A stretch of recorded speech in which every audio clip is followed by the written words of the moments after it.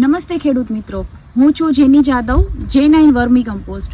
મિત્રો, આજે આપણે લોકોએ વાત કરવાની છે છાણિયું ખાતર અને વર્મી કમ્પોસ્ટ. બંનેમાંથી કયું ખાતર આપણા ખેતર માટે અને આપણા બગીચા માટે ઉપયોગી છે. મિત્રો, આ વિડીયો થોડોક લાંબો થઈ શકે છે, પણ હું બધાને વિનંતી કરું છું કે આ વિડીયો જોજો, તમને લોકોને બહુ ઉપયોગી થશે. તો સૌથી પહેલાં આપણે વાત કરીએ છાણિયા ખાતરની. મિત્રો, ઘણા વર્ષોથી આપણે આપણા ખેતરમાં અને બગીચામાં છાણિયા ખાતરનો જ ઉપયોગ કરતા આવ્યા છીએ, પણ શું ક્યારેય આપણે વિચાર્યું છે કે આપણે જે ખાતર છાણિયું ખાતર આપણા ખેતરમાં કે બગીચામાં નાખીએ છીએ એ આપણને કેટલું ફાયદાકારક છે?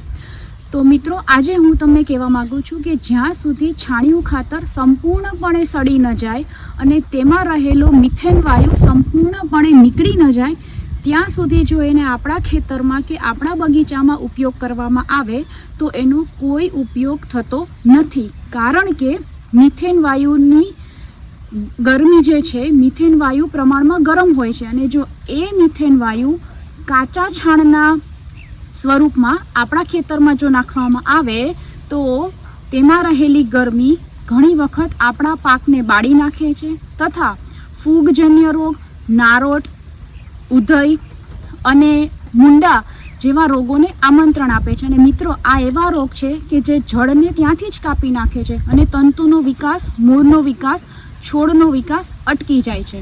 અને સૌથી મોટો પ્રશ્ન જો ખેડૂતોને જો સતાવતો હોય તો એ છે નિંદામણનો પ્રશ્ન. કાચા છાણમાં નિંદામણનો પ્રશ્ન પુષ્કળ પ્રમાણમાં રહેલો હોય છે. એટલા માટે જ્યારે પણ તમે છાણિયું ખાતર તમારા ખેતરમાં કે બગીચામાં ઉપયોગ કરો તો બે વસ્તુનું ધ્યાન રાખજો મિત્રો, કે એક તો એ સંપૂર્ણપણે સડેલું હોવું જોઈએ અને તેમાં રહેલો મિથેન વાયુ સંપૂર્ણપણે નીકળી ગયો હોય. અને છાણિયા ખાતરને સડવા માટે 60 થી 70 દિવસનો સમય લાગે છે. તો આ થઈ છાણિયા ખાતરની વાત. હવે આપણે આવતા વિડીયોમાં જોઈશું કે વર્મી કમ્પોસ્ટનું શું મહત્ત્વ છે અને એ કેવી રીતે આપણા જમીનમાં અને આપણા પાકમાં ઉપયોગી થાય છે. નમસ્તે.